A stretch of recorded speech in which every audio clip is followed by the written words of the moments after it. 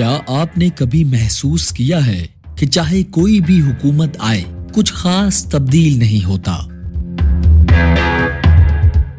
جیسے الیکشن کے وقت کیے گئے وعدے محض نعروں میں رہ جاتے ہیں اور اقتدار میں آتے ہی سب کچھ ویسا ہی چلتا ہے۔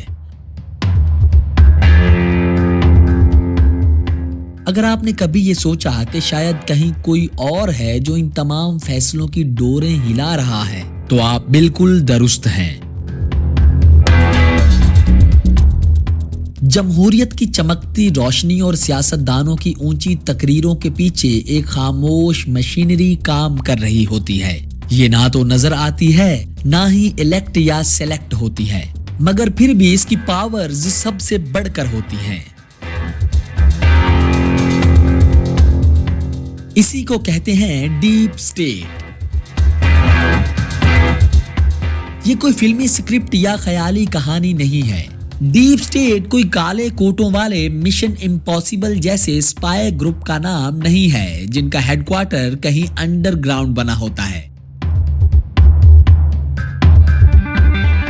اور وہاں سے وہ پلاننگ یا آپریٹ کرتے ہوں۔ مطلب شاید ہو بھی، ایسا نہیں ہے کہ ان کو وہاں جانا منع ہے، لیکن اصل بات یہ ہے جو ہم آپ کو بتانا چاہتے ہیں کہ طاقت کو خاموشی پسند ہے۔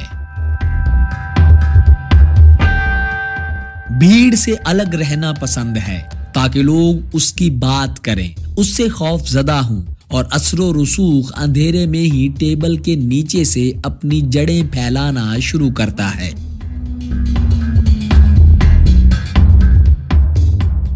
سیاستدان آتے جاتے رہتے ہیں، مگر جنرلز، خفیہ ایجنسیوں کے افسران اور اعلیٰ افسر شاہی ہمیشہ وہی موجود رہتی ہے۔ ان کے پاس راز ہوتے ہیں، فائلیں ہوتی ہیں، اور اکثر اوقات یہ خود کو اتنا قداور مانتے ہیں کہ فیصلے بھی خود ہی کر لیتے ہیں۔ یہ صرف قومی سلامتی کی کارروائیاں نہیں ہوتی، یہ طاقت کے کھیل ہوتے ہیں، اور اکثر یہ لوگ قانون کے دائرے سے باہر ہوتے ہیں۔ ڈیپ سٹیٹ نہ کوئی بیج لگاتی ہے نہ ہی کوئی انتخاب لڑتی ہے، مگر یہ سب کچھ وہ حکومت کے گرد گھوم کر کرتی ہے، اور اس میں اعلی کار بنتی ہے حکومتی باڈی۔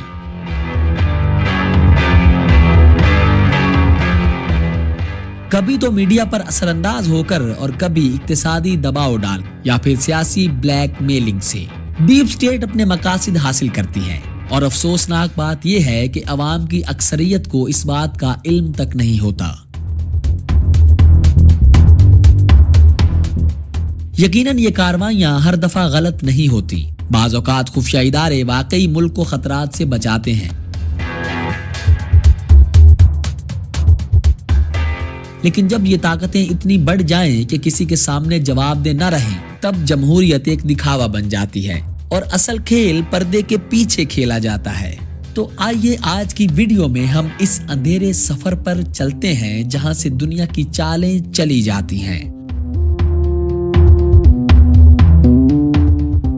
اب ہم آپ کو بتاتے ہیں کہ ڈیپ سٹیٹ کس طرح دو ممالک کے تعلقات پر بھی اثر انداز ہوتی ہے۔ ڈونلڈ ٹرمپ، جو کہ اپنے پہلے دور حکومت میں پاکستان پر بہت تنقید کرتے تھے اور انڈیا کی طرف ان کا بہت ہی دوستانہ رویہ تھا، لیکن اس دفعہ جب ٹرمپ اپنی الیکشن کیمپین کر رہے تھے تب انہوں نے پاکستان کے حالات کے حوالے سے امریکہ میں مقیم پاکستانی کمیونٹی کو یہ یقین دہانی کروائی تھی اور ایک بیان دیا تھا جس میں انہوں نے کہا تھا کہ پاکستان میں جو انسانی حقوق کی پامالیاں ہو رہی ہیں، اس کے علاوہ اسلام آباد میں جو نہتے مظاہرین پر گولیاں چلائی گئی تھیں، اور پاکستان میں جو 2024 کا الیکشن چوری کیا گیا تھا اور عمران خان کو جیسے تاحال جیل میں جبری قید کے لیے رکھا گیا ہے، یہ سب معاملات میری نظر میں ہیں، اور اگر میں حکومت میں آتا ہوں تو اس پر ضرور کچھ کروں گا۔ لیکن پھر دیکھنے میں آیا کہ اچانک جیسے فیلڈ مارشل اور پاکستان کا موجودہ رجیم ٹرمپ کا موسٹ فیورٹ بن گیا۔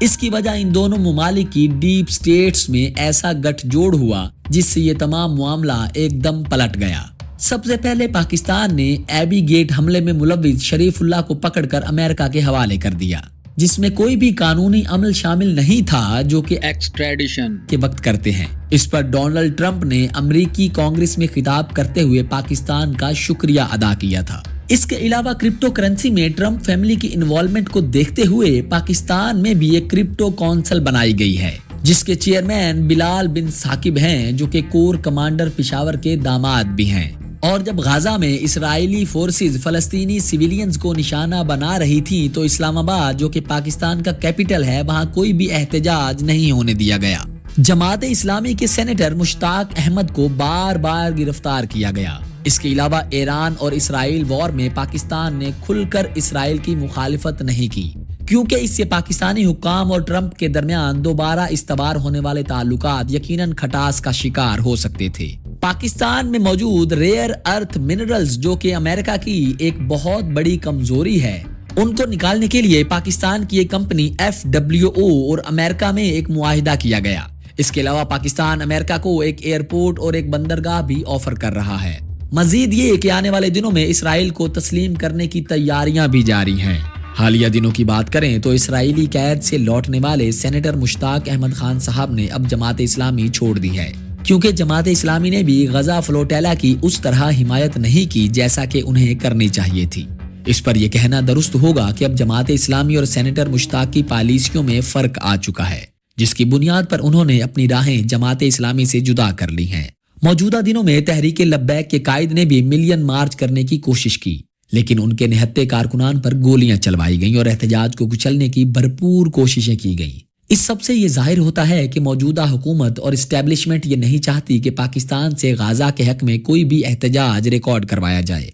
हुकूमत का गुज़िश्ता रवैया ये जाहिर करता है कि चाहे उस एहतजाज में जिस मर्जी मकतबा फिक्र के लोग हों, उन्हें फर्क नहीं पड़ता, लेकिन गजा पर बात करना किसी सूरत भी हुकूमत को मंजूर नहीं। आम लोग तो इस चीज को रियासती सिक्योरिटी से जोड़ते हैं, लेकिन अक्लो फहम रखने वाले हल्के इस बात की निशानदेही करते हैं कि अगर पाकिस्तान जैसे मुस्लिम ममालिक से कोई अवामी एहतजाज रिकॉर्ड होता है तो वो यकीनन डीप स्टेट के इन नए इस्तवार होते हुए ताल्लुकात पर असरअंदाज होगा। पाकिस्तानी हुकाम की ऐसा करने की वजह यह है कि ट्रंप इस वक्त गाजा में मौजूद मिलिटेंट ऑर्गेनाइजेशन को मुकम्मल तौर पर कुचलना चाहते हैं, और ट्रंप अपने इत्तेहादियों से भी यही चाहते हैं कि वो इस अमल में कोई नई दुश्वारी ना पैदा करें। लिहाजा ये पजल यहाँ सॉल्व होता है कि क्यों पाकिस्तान में गाजा पर आवाज उठाना एक जुर्म है। आज की वीडियो की बात करें तो इसमें हम देखेंगे कि CIA, मोसाद, ISI और रॉ जैसी एजेंसियां किस तरह तारीख के धारे को छुप छुप कर मोड़ती रही हैं। शुरू करते हैं अमेरिकी एजेंसी CIA से। आपको बताते चलें कि 1953 में ईरान में अमेरिकी CIA ने एक मुंतखब हुकूमत को गिरा दिया। 1973 में चिली में ऐसी ही मुदाखलत हुई। CIA ने चिली के सदर सल्वाडोर आलंदे, एक सोशलिस्ट लीडर की हुकूमत को कमजोर करने और आखिरकार फौजी जनरल पनोशे के जरिए उसे हटा देने में अहम किरदार अदा किया। इसके बाद चिली में आमरीत, मार्शल लॉ और इंसानी हुकूक की खिलाफ वर्जियां हुई। इसके अलावा भी अमेरिकन CIA और बरतानवी MI6 कई मुल्कों की मुंतखब हुकूमतें गिराकर कई दफा अपने मफादात के लिए कठपुतली हुकूमतें बना चुके हैं। इसकी एक मिसाल ये भी है कि कैसे अमेरिका ने केमिकल हथियारों का इल्जाम इराक पर लगाया और इसकी आड़ लेते हुए इराक पर जंग मुसल्लत की और तबाही और बर्बादी वहां के लोगों का मुकद्दर बना दी गई। दूसरी तरफ ऐसी कार्रवाइयों के बढ़ते हुए रुझानों की वजह से क्या साइड इफेक्ट आएंगे, इसकी एक वाज़ेह मिसाल एडवर्ड स्नोडन है, क्योंकि आज के दौर में एडवर्ड स्नोडन जैसे लोगों ने दुनिया को दिखाया कि खुफिया इदारे सिर्फ दुश्मनों की ही नहीं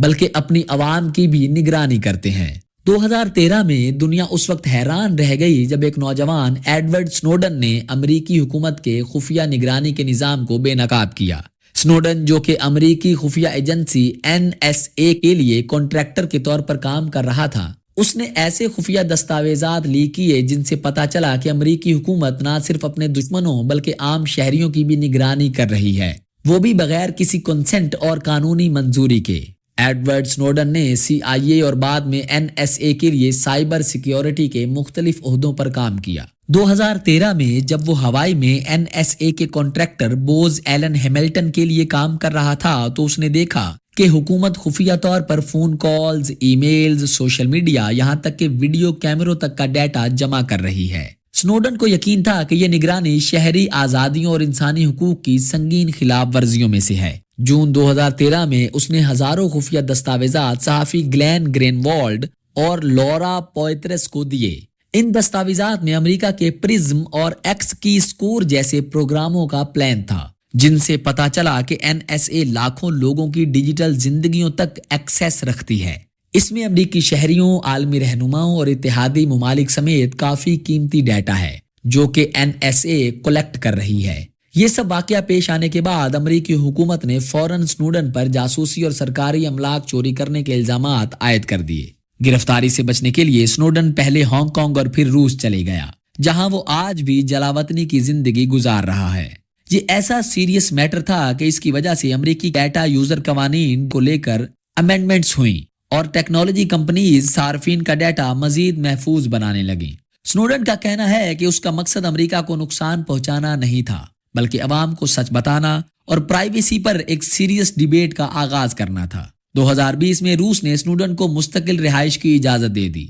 एडवर्ड स्नोडन आज भी तब अमेरिका वापस आना चाहता है जब उसे मुनसिफाना ट्रायल की यकीन दहानी हो। आज एडवर्ड स्नोडन का नाम टॉप सीक्रेट लीक्स और डिजिटल प्राइवेसी के हवाले से एक अलामत बन चुका है। एडवर्ड ने दुनिया को एक अहम सवाल सोचने पर मजबूर कर दिया कि हुकूमतें हमारे बारे में कितना जानने की हकदार हैं और उनकी निगरानी कौन करेगा, चाहे आप इसे हीरो समझें या मुजरिम। स्नोडन ने दुनिया के नुक्ता नजर को हमेशा के लिए बदल दिया। इसराइली एजेंसी मोसाद की बात की जाए तो 1972 के म्यूनिख ओलंपिक्स में इसराइली खिलाड़ियों पर हमले के बाद मोसाद ने दुनिया भर में फलस्तीनी रहनुमाओं को कत्ल करने की मुहिम शुरू की, जो बैनुल अक़वामी कवानीन की खुली खिलाफ वर्जी थी। इसके साथ साथ इसके तहत जो कार्रवाइयां 2010 से 2020 के दरमियान हुई, जिनमें ईरानी न्यूक्लियर साइंसदानों को टारगेट किलिंग के जरिए मारा गया, इन हमलों का इल्जाम मोसाद पर भी लगाया जाता है। मोसाद के इन हमलों का मकसद ईरान के जोहरी प्रोग्राम को तबाह करना था। पाकिस्तानी एजेंसी के बारे में आपको बताते हैं कि CIA के साथ मिलकर ISI ने अफगान मुजाहिदीन को तरबियत, असलहा और माली मुआवनत फराहम की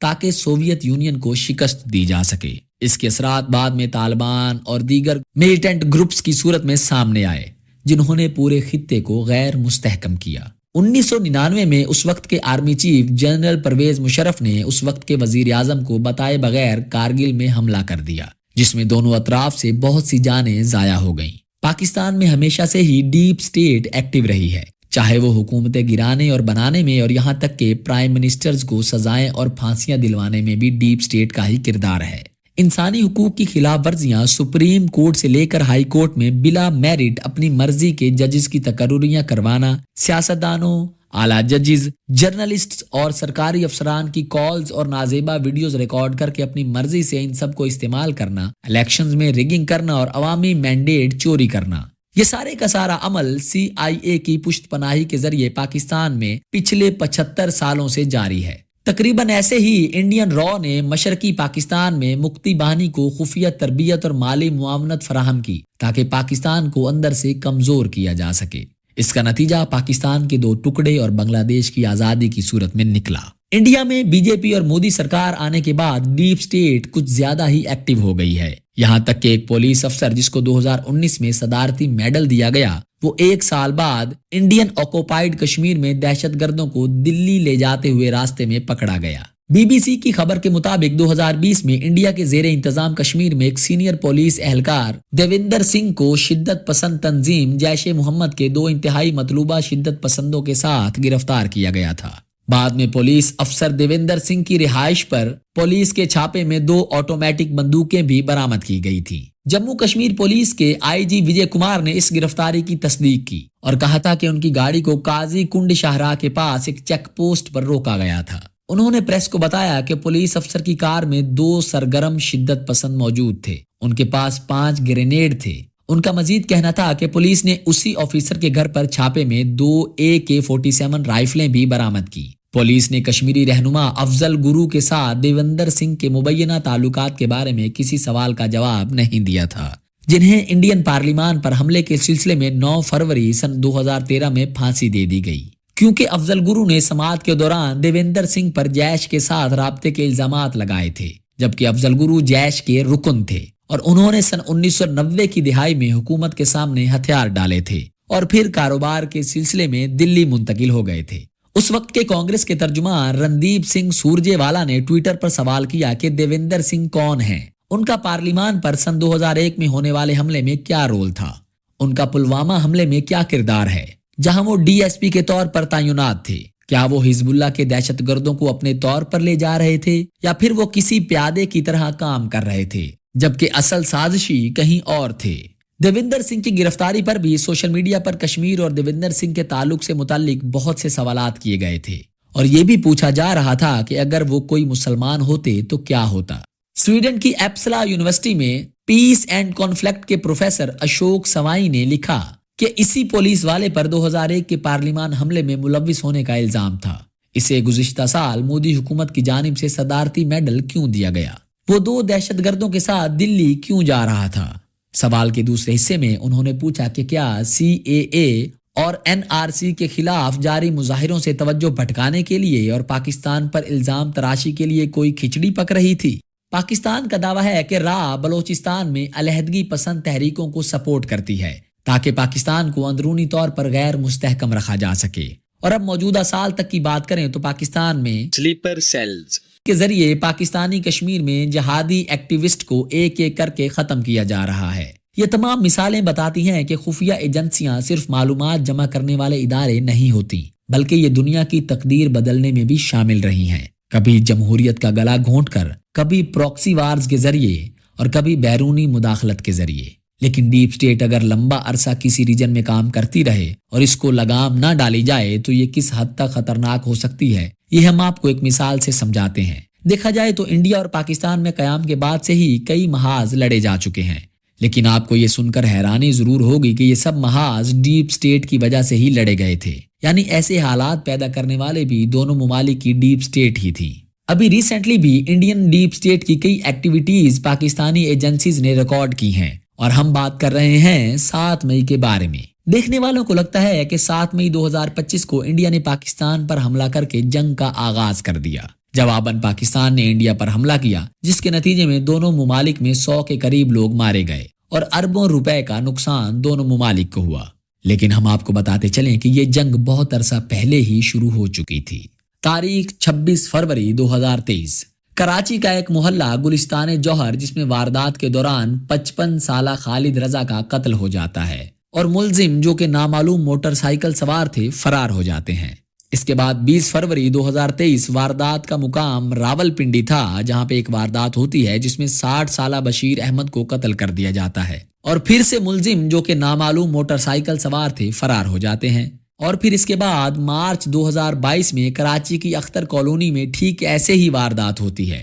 مستری ظہور ابراہیم کا قتل ہو جاتا ہے اور اس دفعہ بھی ملزم نامعلوم موٹر سائیکل سوار تھے جو کہ فرار ہو جاتے ہیں۔ اب آپ سوچ رہے ہوں گے کہ پاک انڈیا جنگ کا ان تینوں واقعات سے کیا تعلق ہے؟ قتل کی ان 3 وارداتوں میں مقام مختلف ہیں لیکن طریقہ واردات ایک جیسا تھا۔ دراصل یہ ٹارگیٹڈ کلنگ تھی اور نامعلوم افراد نے ٹارگٹ کلنگ میں اپنے مطلوبہ اہداف کو نشانہ بنایا تھا۔ اب یہاں ایک سوال اور اٹھتا ہے کہ ٹارگٹ کلرز کون تھے؟ پاکستان میں کرائم کی صورتحال دیکھی جائے تو ایسی وارداتیں نئی بات نہیں ہے، لیکن جب ان تینوں قتل ہونے والے لوگوں کا پریویس ریکارڈ دیکھا گیا تو سارا معاملہ کھل کر سامنے آ جاتا ہے۔ مقتولین خالد رضا، بشیر احمد اور مستری ظہور تینوں کا تعلق ایسی جہادی تنظیموں سے رہ چکا تھا جو انڈین کشمیر سے آپریٹ کرتی تھیں۔ مستری ظہور ابراہیم دسمبر 1999 میں نیپال سے ایک انڈین مسافر ہوائی جہاز کی ہائی جیکنگ میں ملوث تھے جو قندھار لے جایا گیا تھا، اور اس ہائی جیکنگ کے دوران ہائی جیکرز نے انڈین حکومت کو بلیک میل کیا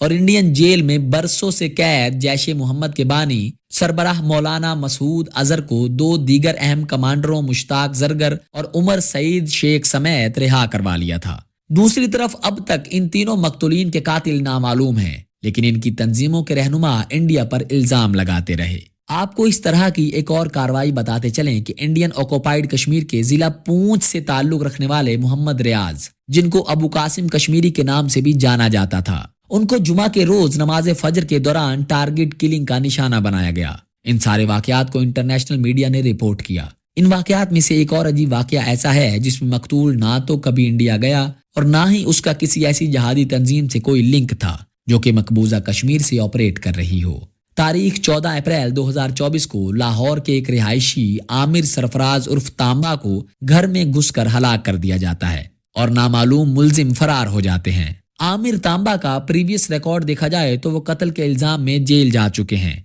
लेकिन शवाहिद ना मिलने पर बाद में आमिर तांबा और उसके साथी को रिहा कर दिया गया था। जेल में सजा के दौरान आमिर तांबा ने एक इंडियन कैदी जो कि कोट लखपत जेल में 1990 में किए जाने वाले धमाकों की सजा काट रहा था, उसे किसी आपसी झगड़े की वजह से खाना खाने के दौरान कत्ल कर दिया। इंडियन कैदी का नाम सरबजीत था, जिसे पाकिस्तानी हुकूमत ने ऑलरेडी फांसी की सजा सुनाई थी, लेकिन किसी वजह से पाकिस्तानी हुकूमत ने ऐन 5 दिन पहले उसकी फांसी को आर्जी तौर पर रोक दिया था। लेकिन फांसी से पहले ही सरबजीत को ईंटों और ब्लेड्स के वार करके हलाक कर दिया गया। और आमिर तांबा की मौत की बात करें तो इस पर हुक्काम इंडिया को जिम्मेदार ठहराते हैं। बरतानवी अखबार दी गार्डियन ने अपनी एक रिपोर्ट में यह दावा किया था कि आइंदा इंडिया गैर मुल्की सरजमीन पर रहने वाले रियासत मुखालिफ अनासर को खत्म करने की एक वसी हिकमत अमली पर अमल करेगा और इस जमन में इंडिया ने सन 2020 से 2025 तक पाकिस्तान में भी मुतअद्दिद कार्रवाइयां की हैं। दी गार्डियन की इसी रिपोर्ट में दावा किया गया था कि इंडिया ने जाहिद अखवंद समेत तकरीबन 20 अफराद को पाकिस्तानी सरजमीन में निशाना बनाया था और कैसी मुज़हका खेज बात है कि पाकिस्तान में इसकी किसी को खबर तक नहीं, जबकि इस पर मोदी सरकार ने भरपूर शादियाने बजाकर फतह का जश्न मनाया और यकीनन ये सारा कुछ मोदी सरकार ने अपना वोट बैंक बढ़ाने के लिए किया। इंडियन टीवी न्यूज नेटवर्क 18 को इंटरव्यू देते हुए इंडियन वजीर दिफा ने कहा था कि अगर कोई दहशतगर्द यहाँ कार्रवाई करने के बाद भागकर पाकिस्तान जाएगा तो उसे पाकिस्तान में घुसकर मारा जाएगा। हैरान कुन बात यह है कि इंडिया की इन मुबैना कार्रवाइयों का हदफ सिर्फ पाकिस्तान ही नहीं बल्कि खालिस्तानी तहरीक के सिख अलहदगी पसंद रहनुमा हरदीप सिंह नज्जर को कनाडा के शहर सरे के एक गुरुद्वारे के बाहर 2 नकाब पोश अफराद ने गोली मारकर हलाक कर दिया था और हमला आवर फरार हो गए। मतलब ये अक्सर सुना गया है कि मोदी सरकार इंडिया में अपने खिलाफ बोलने वालों को चुप करवा देती है, लेकिन कैसी हैरानगी की बात है कि इंडिया ने अब इन कार्रवाइयों के लिए कनाडा की सरजमीन को भी नहीं बख्शा है। इस वाक़े को कनाडा ने पाकिस्तान की तरह नजरअंदाज नहीं किया, बल्कि इसके बाद कनाडा और इंडिया के सफारती ताल्लुकात में उस वक्त तलखी आ गई थी जब कैनेडियन वजीर आजम जस्टिन ट्रूडो ने ऐलान किया था कि उन्हें तशवीश है कि इंडिया की रियासत पंजाब से ताल्लुक रखने वाले कैनेडियन शहरी हरदीप सिंह निज्जर के कत्ल में इंडियन हुकूमत का मुमकिना किरदार है और दूसरी तरफ इंडिया ने इस इल्जाम की सख्ती से तरदीद की थी। लेकिन इस सूरत हाल के बाद एक सवाल ने जन्म लिया है कि क्या इंडिया की जानिब से पाकिस्तान में घुसकर मारने जैसे बयानात महज इंतखाबात से पहले की गर्मा गर्मी थी या जैसा कि इंडिया पर बैरून मुमालिक टारगेट किलिंग की मुतअद्दिद कार्रवाइयों के इल्जामात सामने लेकर आए हैं, तो क्या ये इसराइली एजेंसी मोसाद की कॉपी करते हुए वाकई इंडिया की ही किसी नई हिकमत अमली का हिस्सा हैं? दूसरी जानिब अमरीकी इंतजामिया के एक आला अहलकार ने बताया कि अमरीका की एजेंसियों ने अमरीका में एक अलहदगी पसंद सिख रहनुमा को कत्ल करने की साजिश को नाकाम बना दिया था और इस साजिश में इंडियन हुकूमत के मुमकिना तौर पर मुलविस होने की वजह से इंडिया को वार्निंग भी दी गई थी, जबकि इंडिया ने इस खबर पर अपने रद्द-ए-अमल में कहा था कि वो सिक्योरिटी के मामलात में अमरीका की इतलात को इंतहाई संजीदगी से लेता है। एक और खबर रसां इदारे और बरतानिया के अखबार फाइनेंशियल टाइम्स ने भी अमेरिका के मुख्तलिफ जराए के हवाले से खबर शाया की थी कि अमेरिका ने सिख अलहदगी पसंद रहनुमा गुरपरवंत सिंह को अमेरिका में कत्ल करने की एक साजिश को नाकाम बनाया था। अमेरिका ने इस मामले में मुबैना तौर पर इंडियन हुकूमत के मुलविस होने के इम्कान के पेश नजर इंडिया को वार्निंग जारी की है। अमेरिका के सीनियर अहलकारों के मुताबिक सिख अलहदगी पसंद रहनुमा गुरपरवंत सिंह को अमेरिका में कत्ल करने की साजिश रची गई थी। वो अमेरिका और कनाडा के दोहरे शहरी हैं। गुरपरवंत सिंह सिख फॉर जस्टिस नाम की एक तंजीम के सरबराह हैं। उन्होंने इंडियन पंजाब में एक अलहदा ममलिकत के कयाम की मुहिम चला रखी थी। इंडियन हुकूमत ने इस तंजीम की इंतहा पसंदाना सरगर्मियों के पेश नजर इसे एक गैर कानूनी तंजीम करार दिया था। एक बरस बाद 2020 में हुकूमत ने गुरपरवंत को इनफरादी दहशतगर्द करार दिया था। जब इंडिया के वजीर आजम नरेंद्र मोदी व्हाइट हाउस में अमेरिका के सदर जो बाइडन के मेहमान थे, इतलात हैं कि गुरपरवंत को कत्ल करने की नाकाम साजिश का मामला इसके बाद जाकर सामने आया था और इसके बारे में अमेरिका ने इंडिया से बहुत सख्ती से अपनी नाराजगी जाहिर की थी। बैनुल अक़वामी उमूर की तज्ज़ियाकार डॉक्टर हुमा बकाई भी मुत्तफिक हैं कि इंडिया की जानिब से रियासत मुखालिफ करार दिए जाने वाले अनासिर के खिलाफ کارروائیوں کی حکمت عملی میں تبدیلی آئی، مگر اس کی وجوہات بیان کرتے ہوئے ان کا کہنا تھا کہ انڈیا کو لگتا ہے کہ اس کا عالمی قد اتنا بڑھ گیا ہے یا وہ اب اس لیگ میں ہے جہاں وہ شاید امریکہ یا اسرائیل کی طرح اپنے مخالفین کے خلاف ایک جارحانہ پالیسی بآسانی لاگو کر سکتا ہے۔ ڈاکٹر ہما بقائی کا ماننا ہے کہ 2018 میں سعودی صحافی جمال خاشقجی کے قتل کے بعد انڈیا کو لگا ہوگا کہ وہ بھی اپنے مخالفین کو نشانہ بنانے کے لیے اب کہیں بھی ان کا پیچھا کر سکتا ہے۔ راہل بیدی کے مطابق انڈیا کے انٹیلیجنس ادارے را کے سربراہ